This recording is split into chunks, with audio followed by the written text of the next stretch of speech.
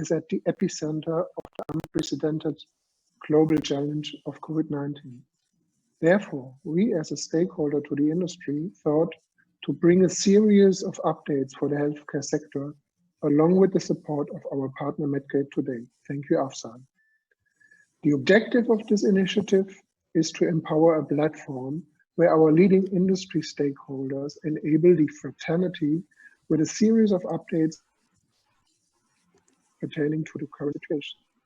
We have a diverse set of experts today to contribute their thoughts and ideas on how do they perceive the impact and their positive anticipation with respect to the Indian market. Please welcome with me our esteemed panelists, Dr. Girdhar Gyani, Director General, Association of Healthcare Providers India and Advisor to the Government of India. Dr. Mohsin Wali, former physician to the President of India. Welcome, sir. Dr. Jitendar Sharma, Managing Director and CEO, AMTZ, Executive Director, Kalam Institute of Health Technology, and Distinguished Senior Fellow, Niti, Aayog, Government of India. Dr. Naveen Nishchal, Chairman, Voice of Healthcare, and co-founder, Meddo, Network of Clinics and Science Hospitals. Mr. Vivek Tiwari, founder and CEO, Medikabazaar. Mr. Raghuram Janapareddy, Director, Healthcare and Life Science, Mascon. Mr. Jatin Mahajan, Managing Director, J Mitra Co. Mr. Himanshu Baid, Managing Director, Medicure. Our moderator for today will be Mr. Rajiv Nath, Forum Coordinator, Association of the Indian Medical Device Industry, and Managing Director, Hindustan, Syringes and Medical Devices Limited. Mr. Afzal Kamal, founder and editor of Medgate Today and co-founder and Secretary General of Voice of Healthcare, will introduce the topic to you. Before I hand over to Afzal, I'd like to mention the housekeeping rules.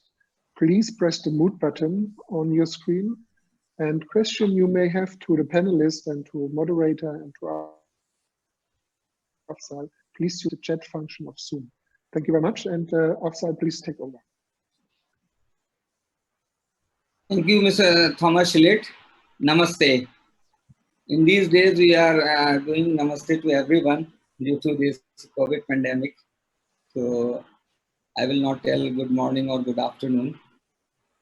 So Mr. Thomas Schlitt and everyone present here today to attend this webinar, I am thankful to Medical Fair India, especially Mr. Rajiv Nath and his team for joining hands to create a series for healthcare industry. Also, it is proud privilege that Medica Alliance is supporting the initiative. An honorable audience and speakers, welcome to webinar on economics aftermath of COVID-19. This is our first webinar on pandemic COVID-19, and we will start series of webinar on this. Economics and calamities are correlated.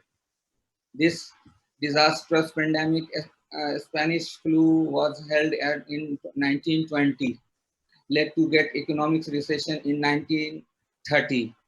COVID-19 has been manifesting, hunting and taunting us unfortunately and globally for past 4 months. It has now begun to cast its shadow on global economics through global lockdown. It will not go in details. I will not go in details statistics, but its impact huge on our economy, especially on healthcare sector. Everybody is saying healthcare is making money this time, but it's not true. We will listen from our healthcare expert here. However, I personally feel that problem is more difficult to define than finding solutions. As a media stakeholder in the healthcare industry, I see both positive movement and challenges in the road ahead. Therefore, I believe a platform like this create an opportunity to understand and anticipate the real status. Having said This is the set of experts today who have gladly agreed to share their views are the real heroes who can enlighten us on the current situation. I always use saying that when, when a leader speaks, industry should listen. So here we will listen the industry experts. And I have given this economics name as pandemics. It's so now I would like to thank all of our guests and delegates who have joined from all over across the globe. And now I am handing over to Mr. Rajiv ji to take it forward. Thank you so much. Namaskar, good morning everyone. Welcome to our webinar, and I'm very happy to be here with everybody. I would like each of the panelists to kindly introduce himself and just for a couple of minutes to broadly touch on the topic. Not in detail because we will go into detail during the actual discussions. So can we start with Dr. Gyani? Dr. Gyani is the head of AHPI, Association of Healthcare Providers of India Limited. Okay, thank you, Rajiv, and thank you, Medgate, for this webinar. I think this topic is so relevant today. In fact, if you go back to our first day of Janta curfew, followed by 24th March, it was the lockdown. What was announced by the Home Ministry that everything is locked down. All the industries are locked down, all the establishments are locked down. In fact, healthcare could have been made as an exception. It was made exception, but very limited way. We started with that we should have only fever clinics in the OPD and no elective surgeries. So gradually what happened, the patient or anybody stopped coming to the hospitals. And that is where the occupancy in past 1.5 months has been varying from 20% to 35% the most across the hospitals in India. Now, worry now is that of late now, I will say 2 weeks back, it started with Rajasthan government, went to Bihar government, went to Punjab, Chhattisgarh, and now Delhi. They had to issue the orders that all hospitals must function to full strength, because this is the need of the time now. Because we somehow, I think, didn't realize in the COVID era, there will be patients falling sick, there will be emergencies. And so actually that was not taken into consideration, because that time the intention was other one, to stop the spread of the COVID. So I think that time it was the right decision, but now we will have to open up the hospital, which we are doing now. The issue here is that the safety concerns. And I have posted in one of my message 2 days back, and today Rajiv also commented on that. And that was that somewhere down the line, because we closed the hospital, even our physician, our nurses, our paramedic staff, there is a sense of fear among them that this is a pandemic which is very difficult to stop, and how do we save ourselves? So I was commenting with my doctor's friends that when are you dealing with the patient, half the time you are focusing on yourself. How do I save myself? Which is not a good sign. Doctor has to be fully focused on the patient. And for doing that, we must have very robust SOP, protocols, appropriate PPEs. Once you do that, I think doctors and nurses are nothing to worry. They have been treating this infectious disease in the past. Thank you, Dr. Gyani. We'll come back to this later on in more detail. We understand this crisis is a multiple crisis, not just a singular crisis for the country. Yeah. Can we also have Dr. Wali introduce himself? Dr. Mohsin Wali is the former physician to the President of India and a renowned public healthcare contributor to our country. If you could kindly introduce yourself, Dr. Wali, and your very brief 2-minute thoughts on the subject, and then we'll come into more discussions.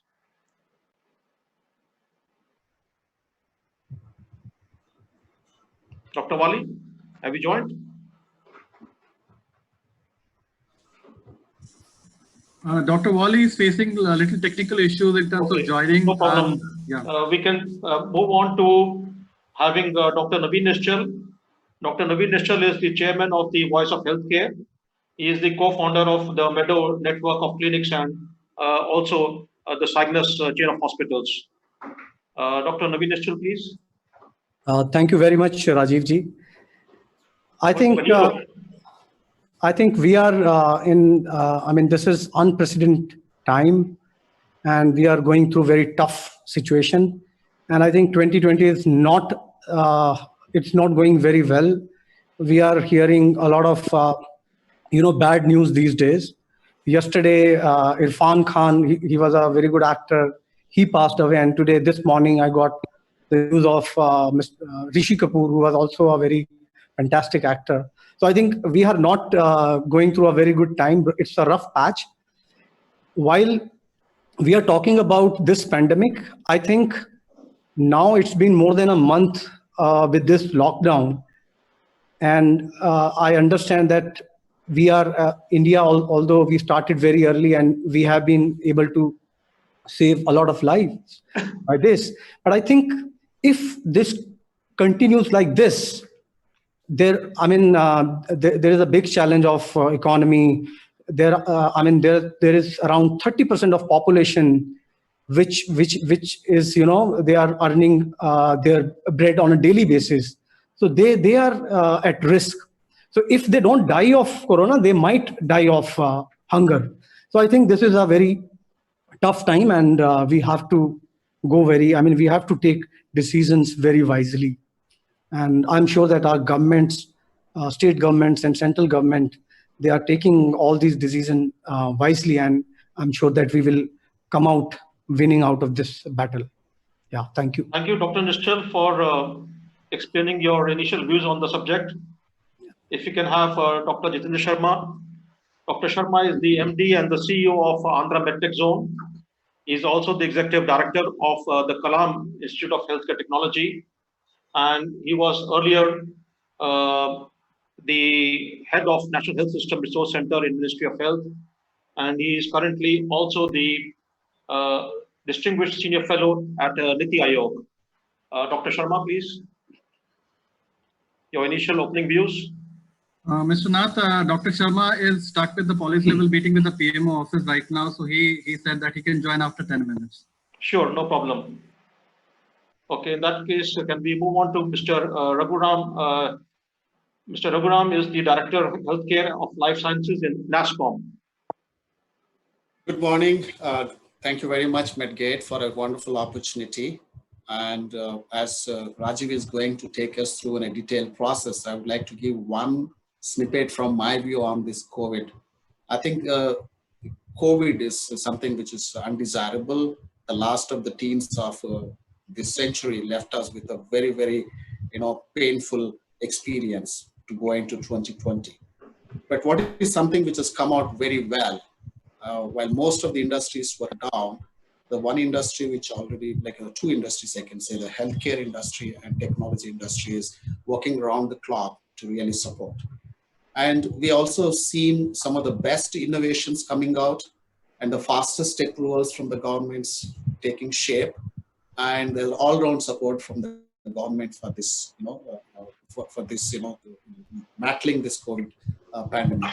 I think these are some of the views I carry it. The technology is playing a significant role, and I would like to bring in that perspective during the conversations. Thanks, Rajiv. Thank you. Thanks a lot. Can we also have now Mr. Jatin Mahajan? Mr. Jatin Mahajan is the Managing Director of J Mitra Co. He is one of the leading manufacturers in India of diagnostics. Yeah, Namaste everyone. Myself Jatin Mahajan. I'm the Managing Director of J Mitra Co. We are the pioneers in the field of medical diagnostics, and we have more than 55 patents in our product portfolio. Well, the current economic reality has created a scenario of gloom and caution, and is also negatively impacting the minds of people towards less urgent expenses. Well, I don't want to sound negative, but every dark cloud has a silver lining. There is also major opportunity for growth in India. The development of the corona test kits and vaccines will drive a major growth for the IVD and treatment segments, which may further consolidate the healthcare segments in the global map. Thank you. Thank you. Rajiv ji, I think Dr. Wali is also available now. Sure. Dr. Wali, if you can kindly share with us your initial views. Just to introduce you once again, Dr. Mohsin Wali is the former physician to the President of India. Thank you, Rajiv ji, thank you, and I thank all the people who are connected to the webinar and this webinar in one way or the other. Grateful to you, Dr. Girdhar Gyani and Naveen. She was just sharing, Naveen. Well, the pandemic is above all a public health emergency, and so long as humans' intervention remains, it remains dangerous for it, and business cannot rapidly return to normal. And in this, it's a peculiar pandemic in which we have health emergency plus financial emergencies. So we all are sitting here to join heads to find out some amicable solution, that how we could contribute to revive everything which gets collapsed in this, including our health sector, industrial sector, pharma sector, and how to control the economy in future, which is at the verge of collapse in most of the European and Western countries. And this would be larger than size if we talk of 2008 crisis. And we are all here to find out the solutions, hopefully, because 2008 crisis was just financial. And as I said, this is health plus financial both.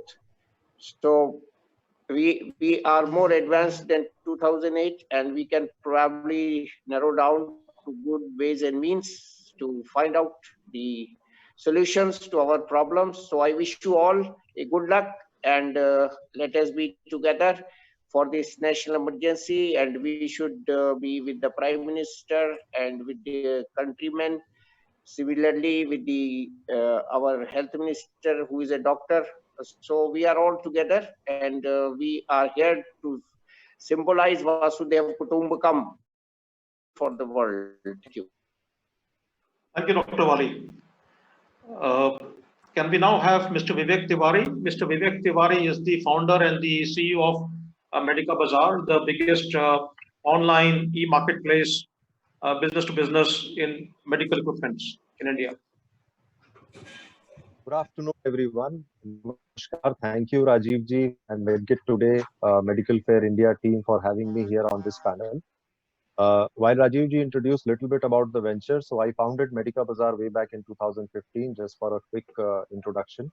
Now it's India's largest B2B platform with more than 500,000 products on the portal, and also connecting about 50,000 medical institutions throughout the country. And we have customers all over India and also around 20 countries outside India. This is just a brief introduction. So as a platform, I would say we are in the midst of the storm, because many a times, because this is an open platform, we used to get a lot of orders, a lot of demand, which is coming from over India. And we have seen the kind of panic which is being created, the kind of scare which is being created because of this COVID. Not just in India also, but in January, we could see the same situation happening in China. So I would rather, touch upon briefly on 4 sectors which are largely impacted, or largely, which we are connected across different continuum of our business. The first, obviously, is healthcare sector primarily, where we have seen buyers, we have seen manufacturers, we have seen the other ecosystem providers. So basically, we are fully aware that how the situation is going on and what kind of problems which we are facing, which we can take up later during the discussion. Second is obviously the e-commerce sector primarily. I would also touch upon something like an e-commerce sector, how e-commerce impact has happened, what has happened to even largest players like Amazon or Flipkart even today in the market, and how this mind shift or change is happening now. Third, obviously, is the logistics and the what we call as the blood of the nation, that is the transport and logistics sector, which has been majorly impacted, and how we have seen the situation like a month back and how it is evolving now. Still, it's not fully evolved completely, and economy is still trailing behind in terms of the inefficiency of or what we call as inability for these sectors to operate at a full scale. And fourthly, obviously, since we are part of the startup community, I would rather want to touch upon something on the startup side, how startups are majorly impacted by this overall situation. Many startups have started realizing that it's just the beginning of a great depression. Startups which are in healthcare also, or which are beyond healthcare also. So these are few places which I would want to cover when we talk further on the subject.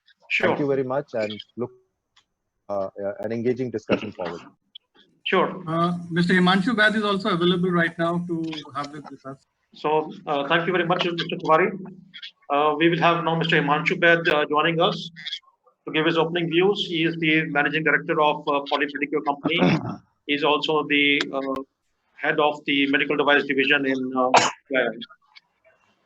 Rajiv, thank you very much, and thank you all the panelists. And I think I would like to bring a view here that I think our underbelly has been exposed today because of the COVID crisis, and India's manufacturing was exposed. We were too much import dependent, and especially from China and maybe neighboring countries. And there was a big gap in what India was needed in India and what was available outside.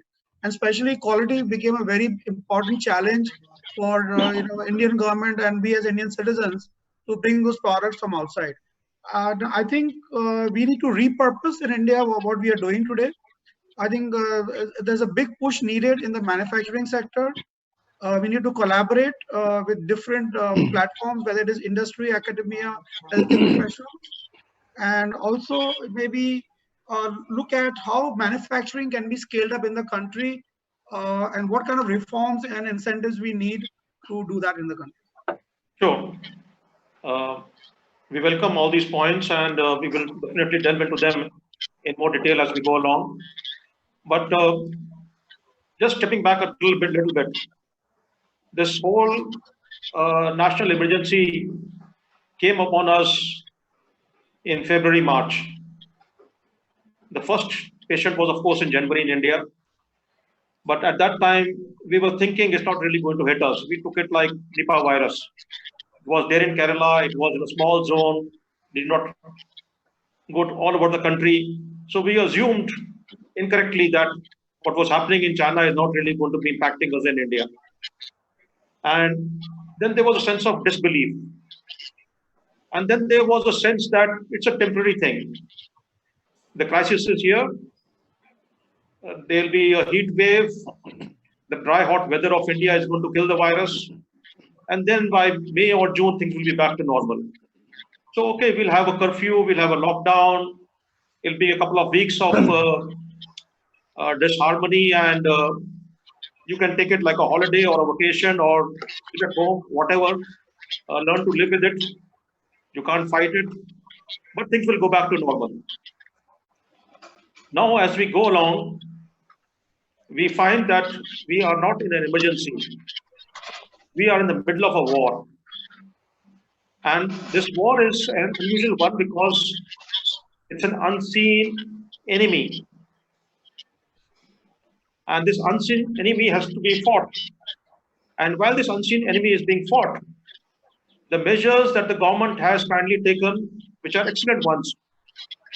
Number one, to screen the patients or the passengers coming into the country internationally in February and March beginning, to stopping flights coming in, to having a lockdown, and also to have an extended lockdown.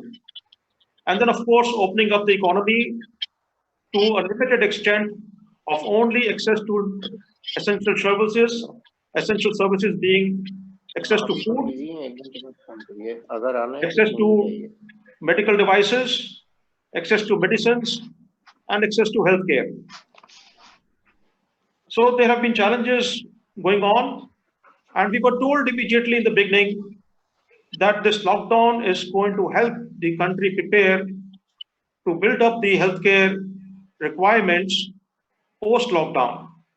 So we don't have enough hospitals, we don't have enough ICUs, we don't have enough beds. We need to have enough medical supplies. The supply chain from China has been disrupted. Not only China, from other countries also disrupted. So we need to gear up manufacturing for medical products in the country. And while we create an inventory and a stockpile of what's available in the country and give that a priority, we prepare the country for exposure post-lockdown period the virus, because we can't hide from the virus indefinitely inside our homes. Now, while this was being done, it was a temporary suspension of the economy.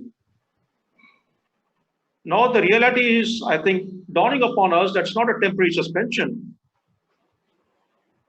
It's hitting us, going to be hitting us much longer than we anticipated. It's not a 2 weeks holiday, it's not a 1 month holiday. And it's not a holiday anymore, because who's going to pay for all this? The other problem that is dawning upon us is that everybody said that the only silver lining in this big black large cloud of coronavirus has been the focus on Make in India for medical devices. The focus on healthcare and public healthcare coming back on the forefront, where before it has been pushed and relegated behind by the private healthcare. And number three, the healthcare infrastructure preparedness of the country. So private hospitals were told, please empty yourself. We anticipate a big rush of patients. So please empty the beds. We can't have hospitals cluttered with not so critical patients. So anybody with an elective surgery, please reschedule by a month or more. And only what's critical life-saving interventions to be entertained. And the private hospitals cooperated. Now, whether private or public healthcare, a month has gone by, and we were told to prepare for an unprecedented rush of patients. We were told there'll be a huge requirement for medical devices and equipments. But Dr. Wali, firstly to you, where have all the patients gone? We don't find them. The hospitals are empty. Like Dr. Gyani just mentioned, not even 20% is the capacity utilization in most private hospitals. So where have the patients gone?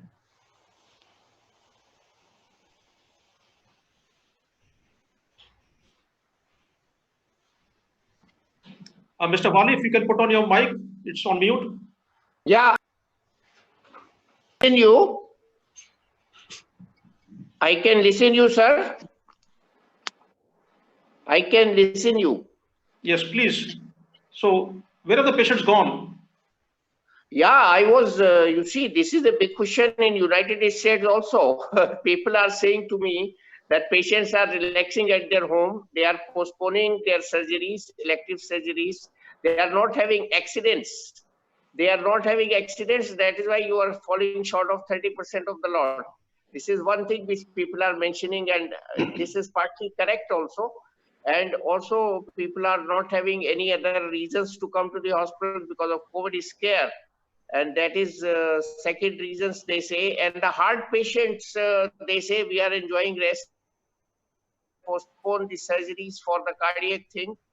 And most of the patients are scared to come to the hospital. That is the main reason. And this is what I find to be more accurately coinciding with the present scenario.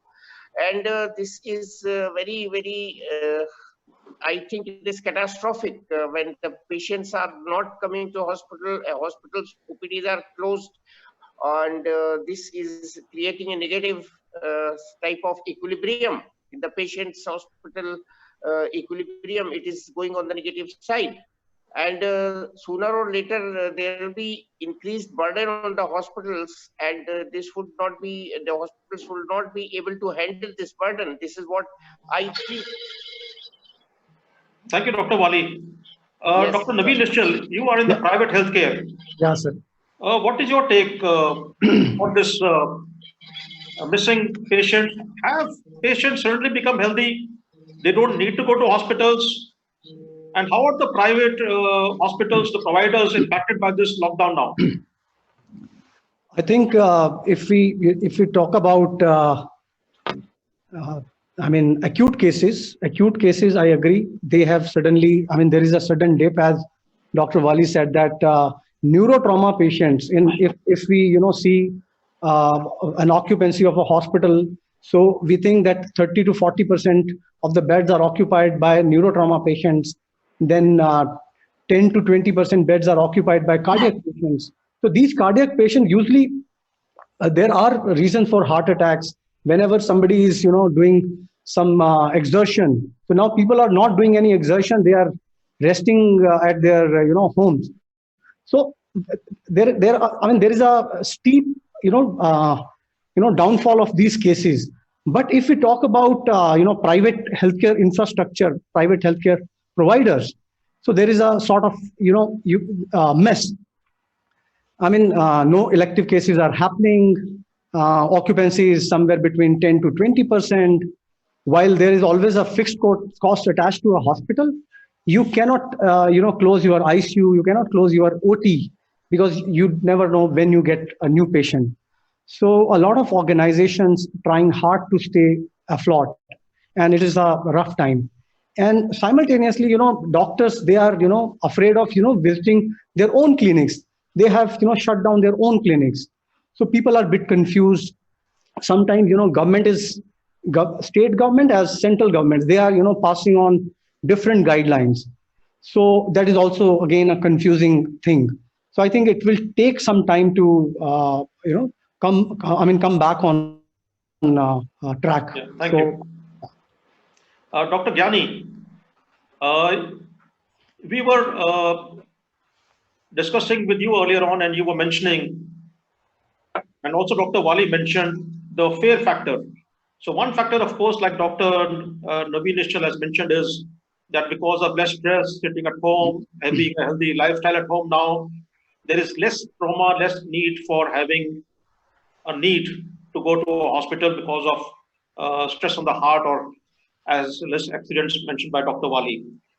But there is also, by Dr. Wali mentioned, the issue of a fear factor. Patients are afraid to go to hospitals. So what is your take on that? Why are they afraid to go to hospitals? And how can that fear be addressed? I think when you were asking the question to Dr. Wali, the lighter side was that patients have started learning how to cure themselves. But anyway, actually the issue here is that what Dr. Wali was saying, that the serious patient, of course, did come to hospital. If you have somebody has cardiac arrest, he has to come, neurosurgery or neuro-related issue, it came. But, that actually constitutes around 30% of the occupancy, But most of, for example, knee surgery, knee replacement, these people are now waiting, okay, they will do it after 3 months, we will not walk for next 3 months in any case. So many such things have been postponed. And in OPD, I think the one plus side is that people have started going to the nature and wellness. I think that will be the plus side in the time to come. That we have been neglecting this nature wellness. Actually, that now people have started learning. If you see, there is a huge sale of Baba Ramdev products to increase the immunity. So these are the other sides of what is happening. Now, so coming to this question, that fear element. Actually, I am telling you that fear side is more on the providers to begin with. I'm representing providers. Because there was a hell of a lot of confusion. Even today, that confusion is there, that what level of PPEs we use, Then the question came, who is certifying these PPEs? Even today, you will not be able to get the list of certified PPE manufacturer because there are only two certifiers. One is the Citra in the south and one is the DRDO in Mars laboratory in Delhi only, which earlier DRD Gwalior was doing. Now, so this actually has raised a element of fear among the doctors and nurses that whatever PPE we are using, we are not sure. Second one was that, earlier the infection was considered to be more through the droplets, which can be controlled through the surface, and gloves and other things. But now that aerosol infection became predominant in some of the surgery, and that's why the dental and ophthalmic.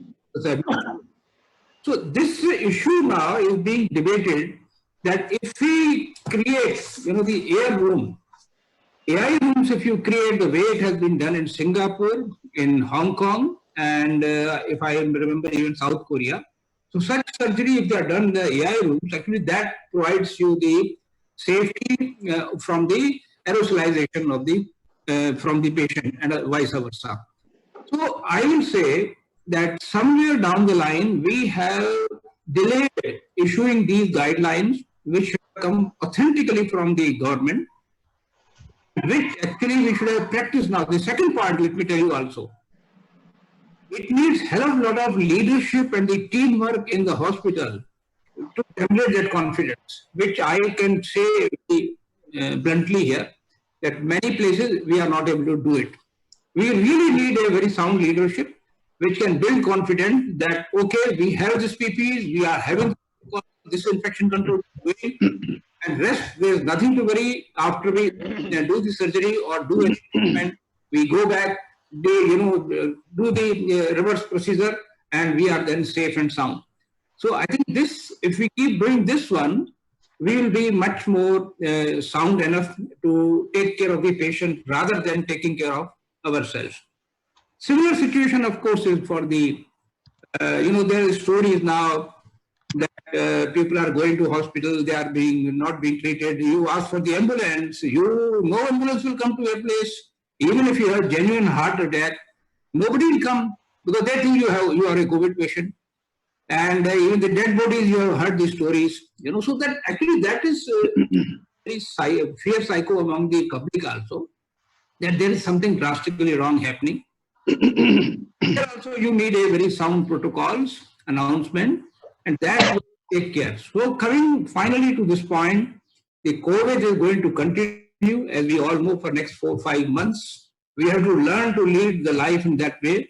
And the important point should come from the healthcare providers, healthcare ministry, healthcare regulators, and of course, all of us who are sitting here. Thank you, Dr. Gyani, for that insightful input. Yes, even I would say from the manufacturer's perspective, in my other hat as heading IMED, there has been a big challenge for us to understand, because initially we took it as an airborne virus for which there was no manufacturing inputs available in the country. Later on, when WHO introduced the guidelines that it may not be an airborne virus, so people started manufacturing the product with fluid-resistant materials which were available in the country. Initially, we had to have reliance only on 1 or 2 laboratories. On today's date, there are 5 laboratories in the country which are doing the testing now, and hopefully more will be added. Ministry of Health came out with specifications which were a bit late in the day, but they were finally there at the end of March, very detailed and comprehensive. But those guidelines are not very well known in the country and not very well read in the whole nation, both in public healthcare and in private healthcare. And that's a challenge too. So to address that challenge, we had sought from the EIS a national standard for the PPE, and for addressing the PPE to be in terms of 3 classifications for 3 different usage patterns for the most critical and the most risky interaction with the patients in the ICU, for less risky interaction with patients in isolation wards, and for the police people and for the sanitation workers, another level of PPE as a third classification level. But since these classification levels have not been available, the manufacturing has not become aligned to this kind of standards. And because of this, there has been a crisis in the country of lack of supply chains, lack of management, of matching the demand and supply of PPE for each of these three categories. So people are not sure what they can get. And many times people are buying something which is what is available, and they are very unhappy with what they're getting because they deem it to be substandard. But the big question is, what is standard? So we come to the next issue over here is the issue of standards, the issue of regulations. With effect from 1st of April, all medical devices, including PPE, have come under the medical device law. Sorry, not the medical device law, but the Drug Act. So any manufacturer is liable for not achieving the quality if the product is non-compliant. Manufacturers have been given a 1.5-year time period to voluntarily register themselves. They have been given another leeway to show compliance to the medical device rules and to the quality management systems. But this is all going into the future. And with COVID-19 kind of needed critical products like PPE and masks, gloves, and stuff like that, can India wait for so long?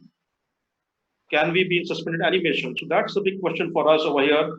And I would like to have the views of Mr. Himanshu Baid on this particular issue about the lack of regulations or appropriate regulations for medical devices, including PPE. So, Rajiv, I think you've raised a very valid point, and I think as an industry, we have been struggling a lot. What is the right regulation for medtech industry in India? At some point, we thought that Niti Aayog will come with a new regulation, and they were fast enough to bring some kind of documentation.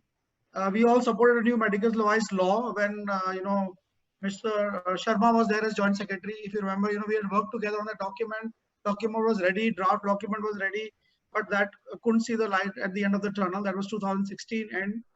And after that, we thought CDSCO brought the rules, new rules, 2018 rules, which were very widely accepted, and it was a kind of a reform which happened there. And of course, they have done a good job in the current circumstances, I would say. But today, I think we need to understand what we actually need. We need one unified regulator in the country, and we don't want this kind of bouncing around whether we'll go to Niti Aayog, a new regulator, or CDSCO will regulate or whatever. So the whole idea is, can we have one single regulator in the country and have a clear pathway in that direction? Can we have our regulations freeze for next 10 years with nobody impinging on that? Today we have Ministry of Health, we have Department of Pharma, we have AERB, we have MIT, we have so many other departments today, DPIT talking about it, Ministry of Commerce, where Medical Device Promotion Council is sitting. So we have so many different departments today. Then we have Ministry of Consumer Affairs talking to us at different forums, and taking different decisions. So we need one single regulator in this country and a policy which is fixed and firm for next 10 years to grow this industry and take this to ensure that this industry, adapts to right quality standards. BIS has done a great job in putting those standards together. And I think we have already got standards of 1,300, 1,400 products already formulated. And I think even today, BIS's, let's say standards division should be also part of our regulatory body.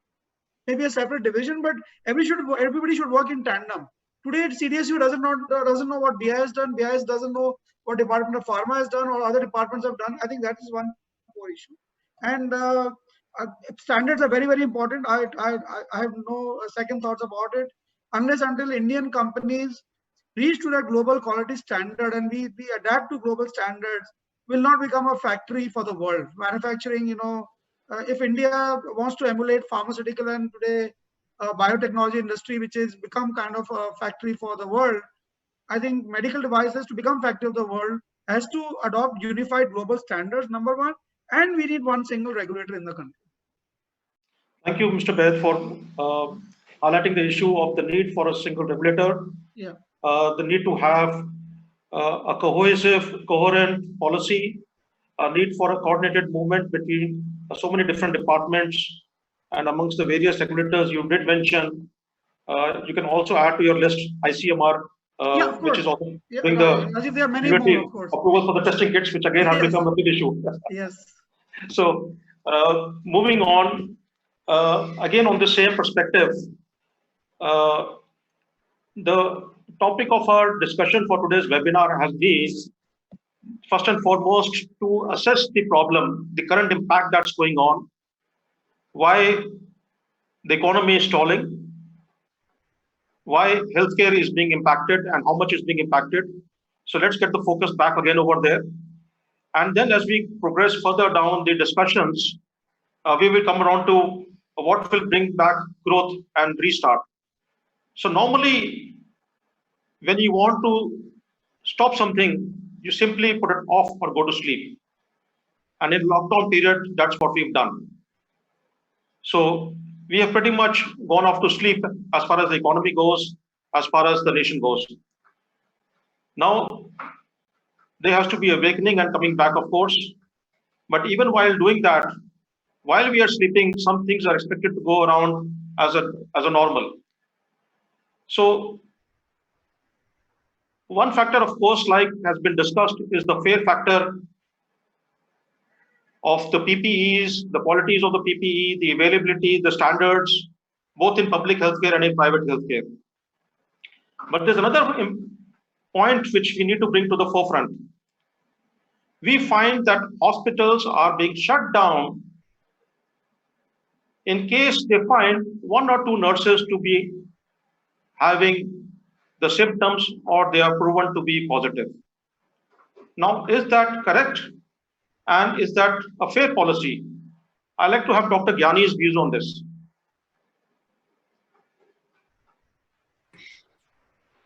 In fact, yesterday, I got a call from one of the friend in Agra.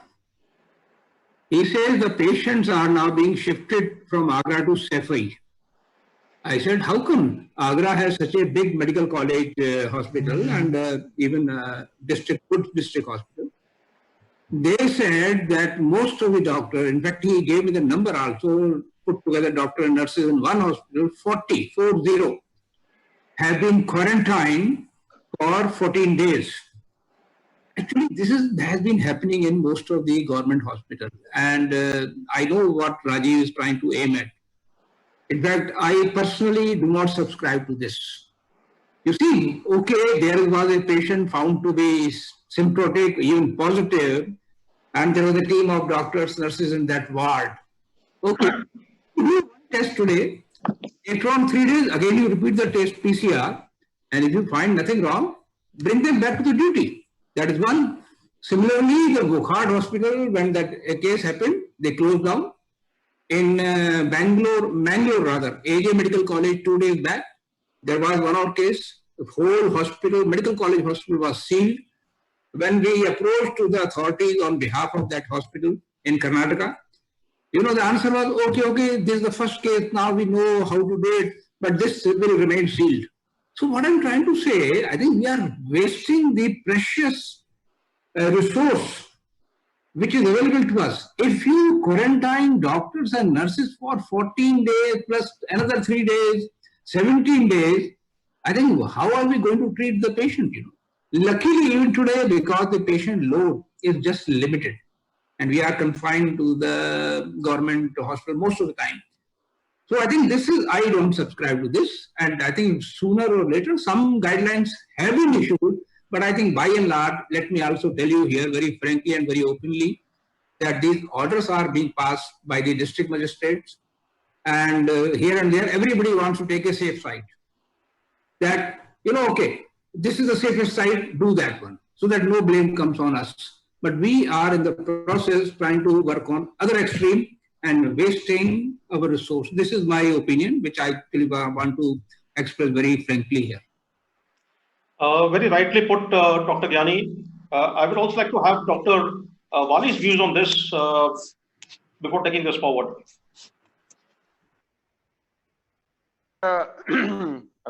At least 7 hospitals in Maharashtra are closed for a petty reason of some staff getting infected.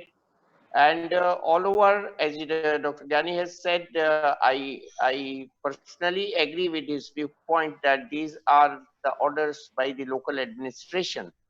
Actually, if we close the source, then how can we offer the medical service? This is the example which he cited of Agra patients being shifted to Safa is funniest example in the history so far I have seen. You know, sir, Rajiv sir, and with respect to Girdhar Gyani sir, we lack able people sitting with the administrators who have an experience of medical contingencies.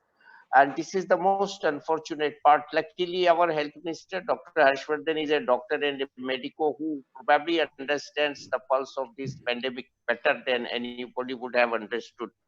You know, I was reading last night the yesterday's edition of Khaleej Times. It has a first page news which was very shocking and what we are going to face. This reads, India readies 500 planes and 3 ships to bring down the people who want to come home. And it is giving the statistics of 3,50,000, 662, 691, like from Bahrain, Oman and Qatar, and top 3.3 billion from UAE.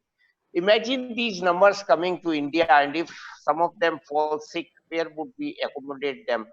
And now at the same time, they are saying to make stadia, hospitals. Initially, they made hotels, 5-star hotels as quarantine zones.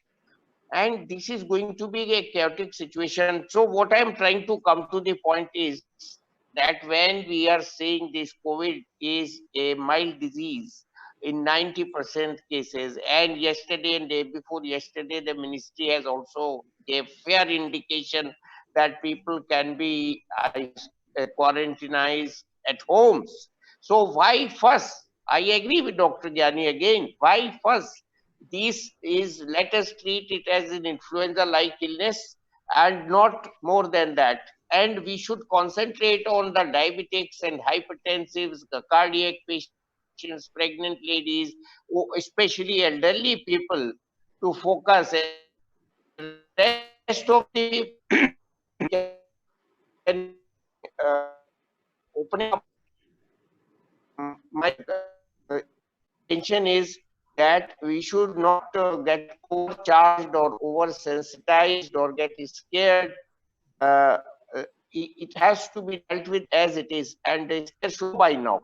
And we should also feel that some people must be starting developing herd immunity. So with both combined, we should be brave enough to come out with it, and with the discipline and isolation, self-distancing, we should try to see how we can put the wheel back into action. Now it is the time. Goa has started. We had a good start from Goa, and today is the first day Goa is moving. So with a positive note, I am trying to say that all of us have a big role to play in bringing the society back to normal, but we should not be neglecting anything so that the fear of COVID spread should come back. So this is my view, and thank you, Dr. Wali. Very educated view and very supportive. Mr. Nath, Dr. Sharma has also joined, so yes, we can proceed. Yes, I can start involving him. Thank you for that note. Dr. Gyani, I have a request from you, because your organization is the largest organization for healthcare providers, the hospitals in the country. And I did notice that many of the decisions in public healthcare that are being taken at the helm of the government, they are for certain issues because they may be preoccupied with more urgent and pressing issues, or by oversight, they may be missing out on many decisions. For example, the timely availability of specifications or guidelines for PPE, for issues about quarantine, for issues about shutting down hospitals because of just 1 or 2 cases. So would it be okay if AHPI at its own initiative and IMA would come out with guidelines for specifications for PPE, for standards, where they have to be used, what has to be used where. And additionally, issues like when you find a COVID patient in a factory, in an office building, you don't need to shut down the whole of Niti Aayog or the president's house. So it has to be a more rational corrective action over there. So what can possibly be suggestions coming from AHPI or IMA as guidelines so that these can be reviewed by the empowered committee at the government and necessary policy decisions can be corrected and given forward so that the DM and the DC at the local administration level would consider them. I do know that they are taking decisions by involving the local CMO, but we do know the capacity of decisions at that level over there. So I think if you can help over there, it will be a big advantage for the country. Going forward to the next issue is about supply chain.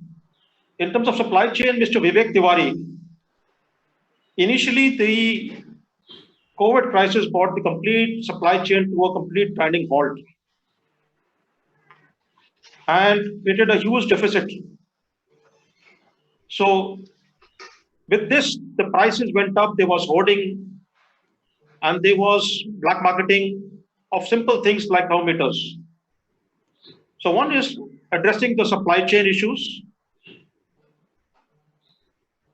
What was the role of the distribution, both e-commerce and non-e-commerce, and for getting the supply chains back into normal?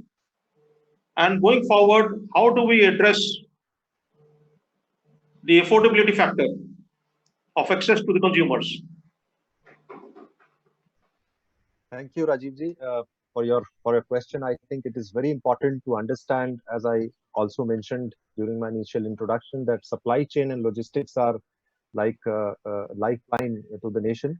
Obviously, this has been a great matter of concern in the recent past because of lockdown. Major issues happened in terms of supply chain inefficiency in the country. I would rather put it in three perspectives because the issue has to be dealt separately from different angles altogether. It cannot be earmarked that the problem only happened from supply chain side or from the provider side. I think the lockdown which was done was a complete hasty decision, and it resulted in a lot of disruption in the market where people were completely not aware whether I am allowed to move. That's the first point.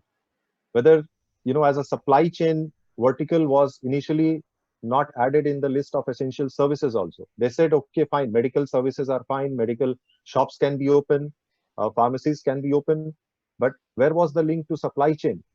Many places, people were completely confused initially. And this led to a complete mystery shopping kind of a scenario, which led to price escalation, demand escalation, problems in terms of hoarding. People started charging weird pricing on PPE kits, thermometers, any essential item which were needed. And because of this disruption, many things fell in the wrong place. Then gradually, with lot of industry initiative, obviously IMED was definitely involved in that. Many industry initiative, the supply chain problem started, a little bit relaxing down, and many people started coming at the forefront to offer their services. In fact, India Post was started to deliver cargo services, but problem is that they were not fully efficient in doing that because largely India Post has been a document handling enterprise. Supply chain primarily was done by private players in the country, with the likes of FedEx, DHL, or any other private player like Delivery, or many such small courier companies. In fact, they also came up to support the initiative. But the next problem came in about the scare or stigma of getting, infected with COVID situation. So many places, people did not turn up for the work. Even the delivery person did not come for the work. That resulted in a lot of disruption happening. I tell you, there was a time when we had more than 2,500 orders pending, and we did not have means to go and deliver this for obvious reason because we were also crippled. We had like 22 fulfillment centers all over the country with large efficiency on fleet, which we like 25-30 fleet of our own. We had more than 100 plus MBGO riders, but you never know from where the orders were coming.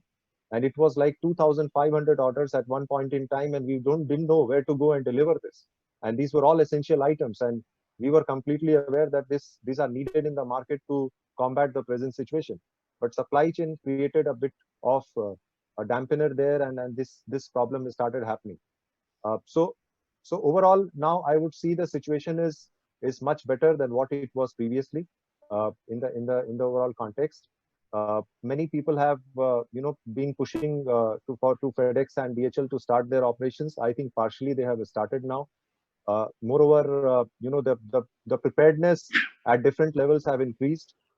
Manufacturers have started production at different places, so obviously the distribution has increased to a greater extent. The prices have started coming to a normal situation now. The PPE kits which were being sold, I would rather say black marketed at about 1,200, 1,500 rupees, the substandard PPE kits. Now they have realized they don't have the market to sell it even at 400, 500 rupees, because many good quality products are now reaching at different places.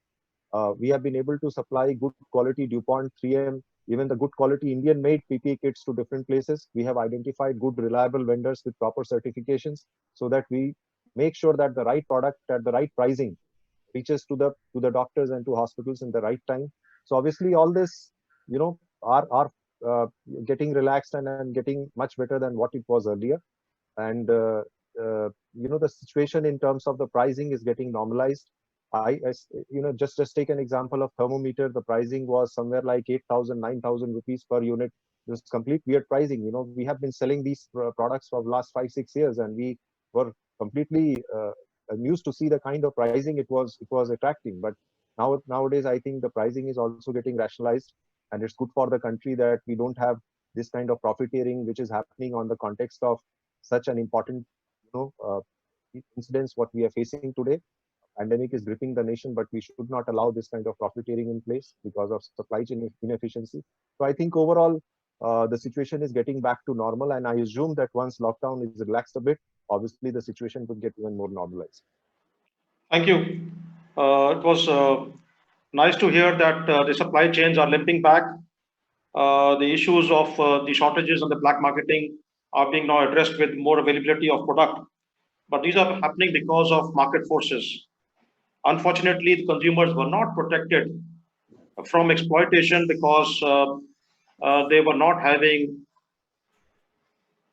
a buffer being available to them as a protection, or whereby the MRP would be capped at a multiple of the import landed price or the ex-factory price. So you've seen and heard about masks being available at crazily high prices until the MRP were capped at the request of IMED and other NGOs to the government, and now they are capped at a very low price of 16 rupees for a 3-layer mask, for example. But for thermometers and stuff like that, the MRP capping has still not taken place, and there is no standardized formula which we have been requesting to address this whole issue. Dr. Sharma has now joined us. Dr. Sharma is the CEO and the MD of Andhra Medtech Zone, and he's also the senior fellow in Niti Aayog. Dr. Sharma, the country has been hearing slogans of not depending upon overseas suppliers, about our own capabilities, that India should manage by itself. And this new Josh has mainly come around only post-COVID crisis, not earlier on. A lot has happened, like Mr. Tiwari mentioned, in the last few weeks and couple of months in terms of bringing around a supply chain or a production within India. Can you brief us on what Andhra Medtech Zone has done on this? And going forward, what do you think the country has in terms of capability in building an ecosystem to be self-reliant? So thank you very much, Mr. Nath and everybody. Apologies for the delay. I am now more a factory man than Mr. Rajiv Nath, spending most part of my day in multiple factories within the zone. But I will keep it short. and very specific. There are always two elements: ability to do and willingness to do, and capacity to do. Now, one may be an extremely good physician, and we have Professor Wali himself here, and be able to actually serve large number of people. But the system has to provide him capacity to do. What has happened, and it's I don't know whether it is good or bad, but it has taken a crisis of the kind of COVID for us to realize our abilities and our capacities. So one thing we all have realized that we have ability to do. We have ability to move supply chain, as Mr. Tiwari was mentioning. We have ability to produce in gigantic quantities that you are pitching in most of the government forums, Mr. Nath. We have abilities to produce. We have abilities unlike Norway or Japan. We have a young workforce that if I provide 10 bus in the morning, I will have 600 ITIs and diplomas from electrical electronics engineering walking into my zone in the bus. We have those abilities. But these abilities are sort of eclipsed by our limited capacity to do. Now, I will just name 3 capacities that are stopping us from leapfrogging into the next level of excellence, both quantitatively and qualitatively. Qualitatively, because again, Mr. Girdhar Gyani ji is here. There is nothing that can be actually compromised even in a crisis. If you need an infection control process without a crisis, you need the same infection control process during the crisis. You literally cannot compromise the quality. So without compromising the quality, things that can help us revamp our quantities, our capacities are 3. 1, this crisis has opened up a huge wisdom or an acceptance of fact that as far as small volume, high cost technology is concerned, whether it is a missile or a spacecraft, we are in a position to do it because it is small volume, high price. For one piece of sensor, we can actually put 500 scientists if the Mangalyaan date has been decided. But when it comes to high volume, low price, oxygen sensor, we are nowhere. When it comes to lithium ion batteries or differential pressure sensors, we are nowhere. That's because when Mr. Vivek Tiwari has an order of 2,500, each of his units will need 2,500 pieces and not one piece that has to go to Moon or Mars. It has to perhaps reach Bilaspur or Midnapur in tons. Now, that is where we are failing in our capacity, which is supply of spares and components, valves, turbines, compressors, sensors, digital displays. And I don't know why with multiple organizations within the government and outside the government, this capacity of high volume, low price was never tapped or exploited. Number two in our capacity framework is and I have been saying this, and the reason for this actually led to the birth of AMTZ with all the laboratories for testing. But the problem is we still don't have as a country enough testing labs. Now, whether initially you would know that for N95 masks and PPE gowns, we had 1 lab in Coimbatore, Citra. Now, with multiple support and proactive steps of Ministry of Textile, we have 4 more labs. Now, is 4 labs enough for a production of 10 lakh PPEs across the country? Obviously not. We perhaps need, if a doctor and a nurse has to safely wear a gown or a mask, we need at least 10 to 15 labs, at least 1 in every 2 states. We need labs which can test electrical safety. We need labs where our manufacturers, you are in the forums where manufacturers have been asking for gas flow analysis when they make their ventilators. Now, the total number of gas flow analyzer in India is because there aren't many labs. So the second pillar of capacity is our technical validation infrastructure that is abysmal compared to the volume of production we are aiming to, and compared to the quantities that we are aiming to make. And the third is bridging clinical medicine into technology medicine, technology engineering. Till today, the diagnostic manufacturers are struggling to get positive samples. They need it because they have to do trial and error and play with it if they have to make kits. They are struggling. We still do not know which gene is being used as a reference material for validation, whether it is E gene or ORF or whatever it is, N gene, out of all the panels that are approved for COVID. So the clinical medicine, right from access of sample to the use of reference material which validation labs are doing for the diagnostic kits. And we are ourselves making about 20,000 kits a day, 20,000 tests for corona a day, and thermal scanners and ventilators. So all I'm saying is this access of samples and things that are pertaining to clinical medicine, their bridging into technology engineering hasn't been adequate.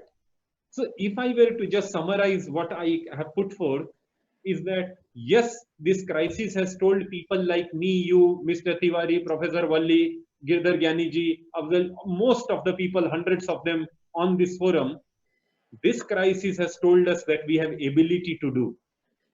But this crisis has also told us that we don't have adequate capacity to do. And we don't have adequate capacity because of supply component value chain, the spare parts components value chain. We are eclipsed in our capacity because of low density of laboratory infrastructure for engineering goods, including medical devices.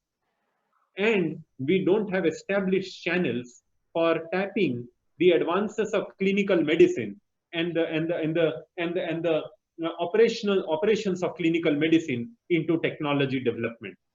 And I hope that as a summary of this discussion, these pillars of capacity building will be put forth in the right forums so that we are able to match our capacity to do with the ability to do.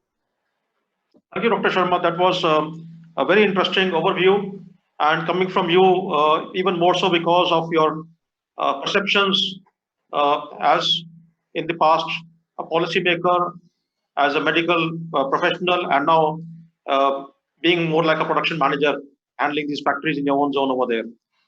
So definitely organizations like BEL, BHEL, BEL are now cooperating with the ventilator manufacturers to provide components, to provide manpower, to provide resources. Automakers have stepped forward, and this country, which could hardly produce 5,000 ventilators a month as capacity, and physically producing hardly 3,000 ventilators until this year, 33,000 plus ventilators from May and 40,000 plus ventilators in June.